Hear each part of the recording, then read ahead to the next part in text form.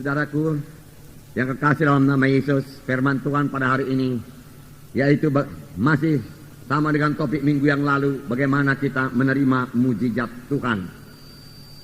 Tentunya banyak di antara kita rindu akan mujizat Tuhan.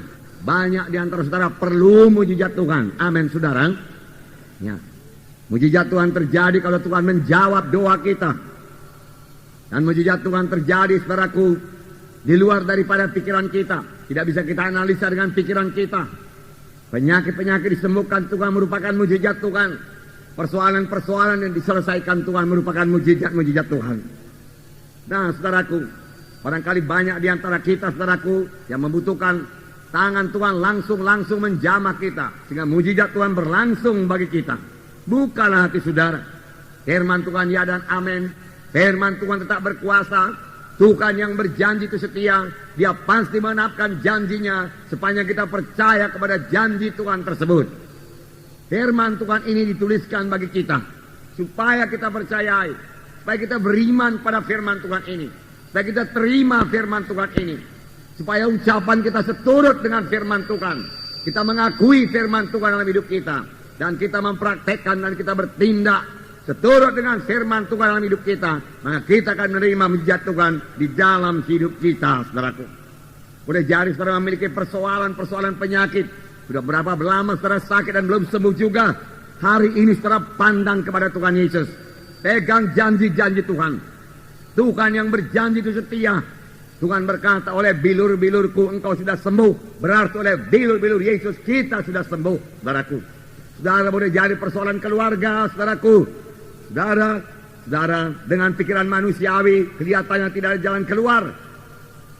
Firman Tuhan berkata tidak ada yang mustahil bagi Tuhan. Tuhan memiliki jalan keluar yang sangat bijaksana. Bersandarlah kepadanya, memandanglah kepadanya, percayalah, mohon hikmat daripada Tuhan. Maka Tuhan akan memberikan jalan keluar atas persoalan saudara. Boleh jadi persoalan-persoalan keuangan, saudaraku. Hingga saudara sendiri sudah merasa malu akan persoalan keuangan tersebut. Saudara mohon lagi pertolongan Tuhan, mohon hikmat daripada Tuhan. Apa yang saudara perbuat, Tuhan akan memberikan jalan keluar, saudaraku, atau persoalan-persoalan lain yang secara manusiawi sudah rasanya tidak mungkin buat diselesaikan. Tuhan kita mempunyai mujizat. Saudara, pekerjaan Tuhan itu ajaib adanya. Kelahirannya ajaib, perkandungannya ajaib, saudaraku. Pelayanannya ajaib. Dan sampai sekarang dia masih melayani.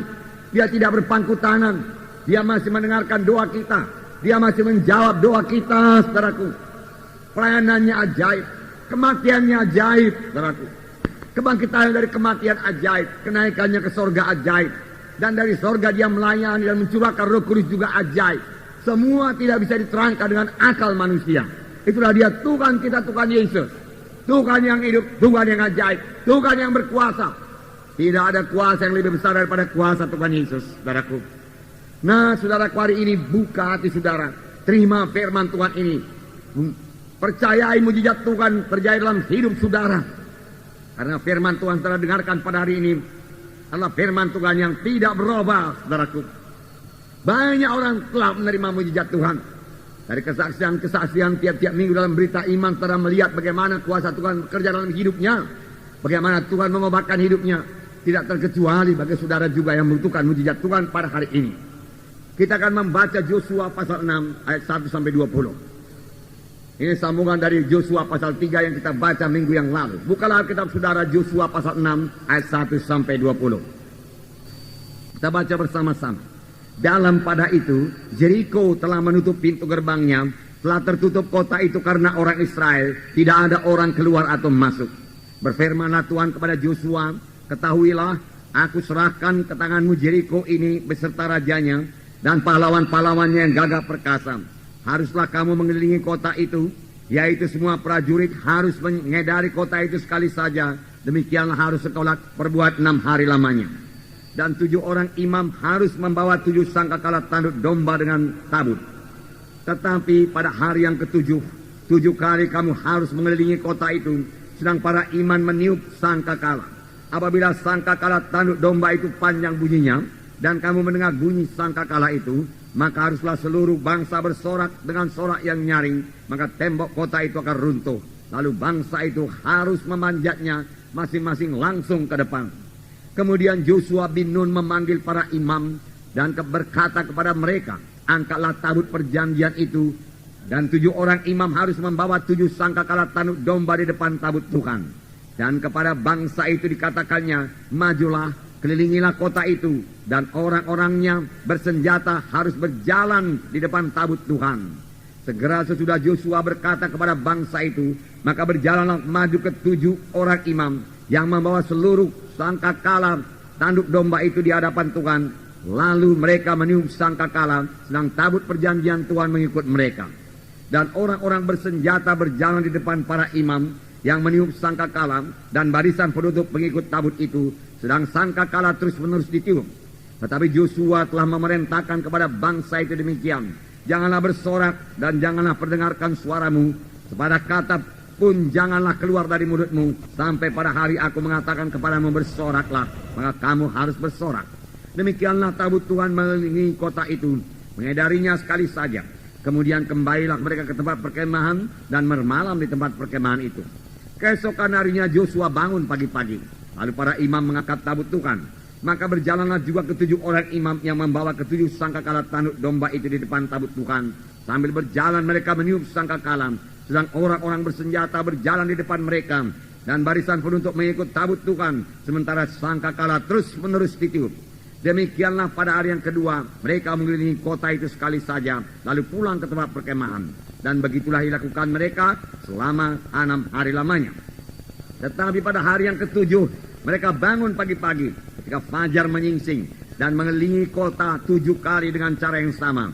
Hanya pada hari itu mereka mengelilingi kota itu 7 kali. Lalu pada ke-7 kalinya, ketika para imam meniup sangkakala, berkatalah Yosua kepada bangsa itu, bersoraklah, sebab Tuhan telah menyerahkan kota ini kepadamu. Dan kota ini dengan segala isinya akan dikhususkan bagi Tuhan untuk dimusnahkan. Hanya Rahab perempuan sundal itu akan tetap hidup, ia dengan semua orang yang bersama-sama dengan dia dalam rumah itu, karena ia telah menyembunyikan orang suruhan yang kita suruh. Tetapi kamu ini jagalah dirimu terhadap barang-barang yang dikhususkan untuk dimusnahkan, supaya jangan kamu mengambil sesuatu dari barang-barang yang dikhususkan itu setelah mengkhususkannya, dan dengan demikian membawa kemusnahan atas perkemahan orang Israel dan mencelakakannya. Segala emas dan perak serta barang-barang tembaga dan besi adalah kudus bagi Tuhan. Semuanya itu akan dimasukkan ke dalam perbendaharaan Tuhan. Lalu bersoraklah bangsa itu, sedang sangkakala ditiup. Segera sesudah bangsa itu mendengar bunyi sangkakala, bersoraklah mereka dengan sorak yang nyaring. Maka runtuhlah tembok itu, lalu mereka memanjat masing-masing ke dalam kota, masing-masing langsung ke depan dan merebut kota itu. Luar biasa mujizat Tuhan, saudaraku. Luar biasa. Nah, firman Tuhan di sini dikatakan, berfirmanlah Tuhan kepada Yosua, ketahuilah aku telah menyerahkan Yeriko ke dalam tanganmu beserta dengan rajanya dan pahlawan-pahlawannya. Ini terjemahan dalam bahasa Inggris. Dalam bahasa Inggris dipakai perkataan, aku telah menyerahkan Yeriko dengan rajanya dan pahlawan-pahlawannya dalam tanganmu. Padahal saudaraku, Yosua masih di luar daripada Yeriko. Orang Israel masih berada di luar Yeriko. Mereka masih berbaris-baris di luar Yeriko. Yeriko tertutup pintunya. Yeriko memiliki benteng yang besar, benteng yang teguh, benteng yang tinggi. Saudara, jadi menurut pikiran manusia, saudaraku, seperti laporan daripada 10 pengintai itu, bentengnya sampai ke langit dan tidak bisa mengalahkannya, itu benar. Tetapi kali ini, saudaraku, bangsa Israel maju dengan iman. Kali ini mereka maju dengan memegang perjanjian Tuhan. Tuhan berkata, benteng Yeriko telah aku serahkan kepadamu. Tuhan berkata, dan mereka mempercayai apa yang dikatakan Tuhan. Meskipun saudaraku, menurut cara berpikir manusiawi saudaraku, hal itu saudaraku mustahil adanya saudaraku. Tetapi Tuhan berkata, aku telah menyerahkan Yeriko kepadamu. Aku telah memberikannya kepadamu. Milikilah. Beginilah caranya kamu memilikinya. Dan Tuhan menerangkan bagaimana caranya mereka memiliki kota Yeriko itu saudaraku. Tapi secara lahiriah, mereka masih berada di luar Yeriko. Benteng Yeriko masih tertutup, saudaraku. Gerbangnya dikunci, serdadu-serdadunya siap bertempur. Tetapi inilah dia cara Allah bekerja, saudara. Biarlah kita mempercayainya.